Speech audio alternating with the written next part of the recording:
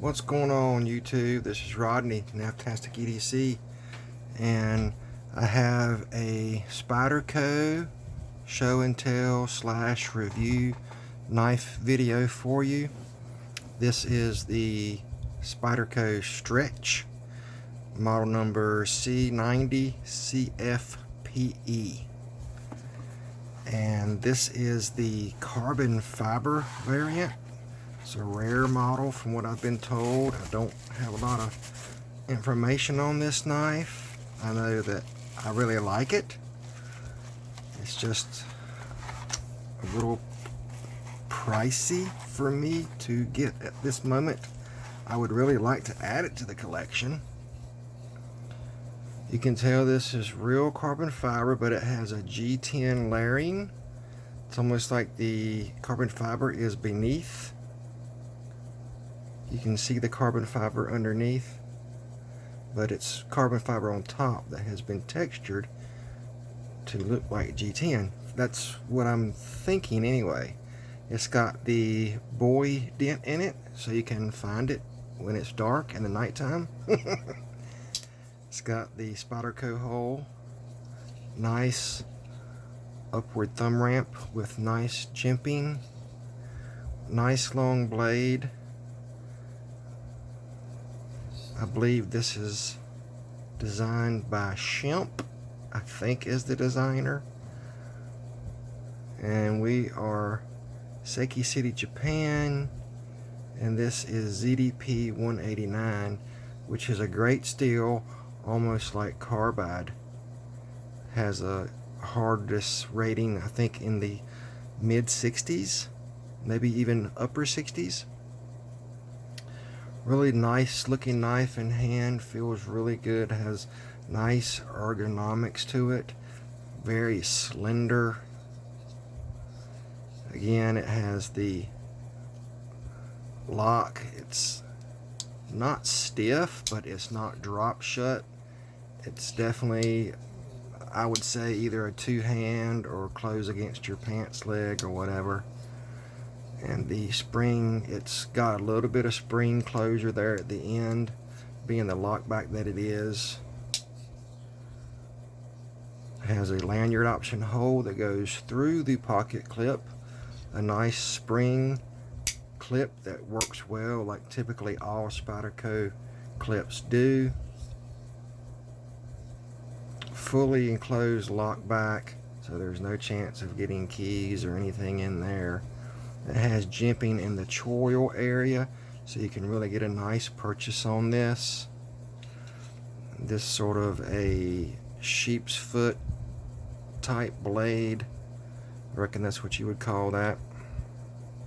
Sort of an odd, or either a drop point.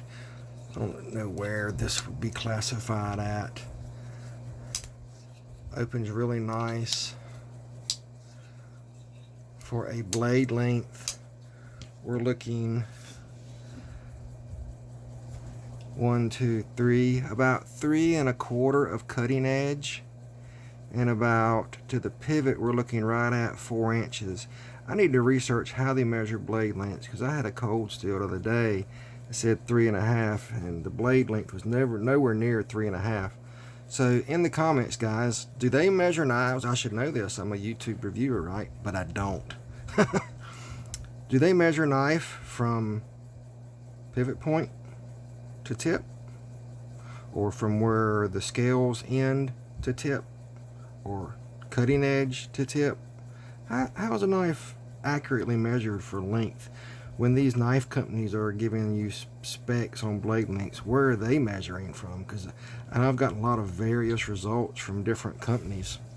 Overall length, we're looking at, let's count the squares, shall we?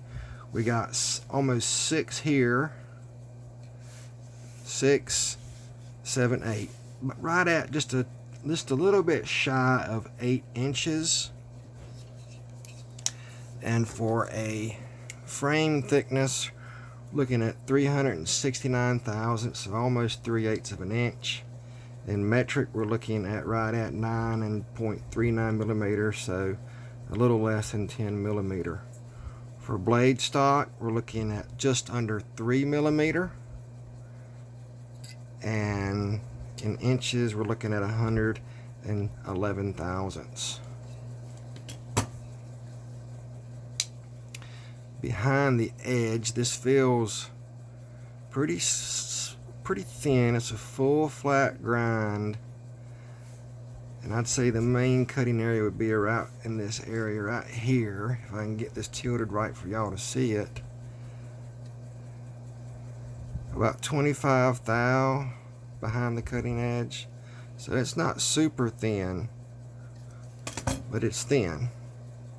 Now that's right behind the tip. I got my fingerprints all over it. This is a loaner knife from a friend of mine, Scott, a guy I work with.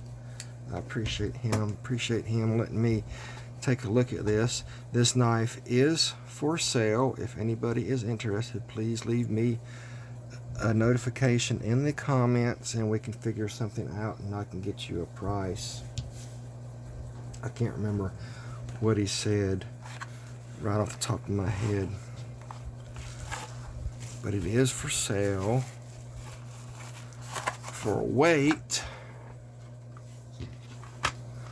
let's see if I can get this on screen for you to where you can see it. We're looking at 110 grams. I don't know if you guys can see that from the glare. 110 grams, 3.91 ounces. So it's not bad. 3.91 ounces, and you know, we got 3 1/4 a blade, so it's not quite there for the blade ratio, but it's nice. And I'm not going to waste a lot of your time. This is a quick review of the Spyderco Stretch mid-lock back with boy dent, done in carbon fiber. Very odd blade shape, but very aesthetically pleasing. There is no sharpening choil on this at all, and that's due to the way it's designed. But I'm sure it wouldn't be a problem to add a choil or to sharpen this knife on the right sharpener. I have not carried this knife any because it is not mine. It's basically been sitting in a box since he loaned it to me, and I need to get it back to him, so that's why we're filming this video now. So guys, I hope you enjoyed watching this. This is the, I was getting ready to say Tucson. I got Tucson's on the brain. This is the Spyderco Stretch in carbon fiber. This is a discontinued model, and from what I understand, sort of rare. Hope you enjoyed. Thank you for taking the time out of your day to watch this video. I appreciate you watching. If you get a chance, hit that subscribe button. Let me know what you think. Give it a thumbs up, thumbs down, thumbs up. And oh, I forgot something, didn't I? I forgot to do my what it looks like in pocket. Can't forget that, can we? Okay, in pocket, because we want to know what it looks like in jeans, right? It's not a super deep carry at all. I'm sure they offer a deep carry option for this with an aftermarket clip or a Spyderco clip, because they do offer deep carries. It's not bad. Lanyard option is above the jean level, and even on thicker base jeans, it should go in no problem getting it up over that. And there you go. Jesus is the real thing. God bless America. This is Rodney, Naftastic EDC. God bless. I love you guys. Bye now.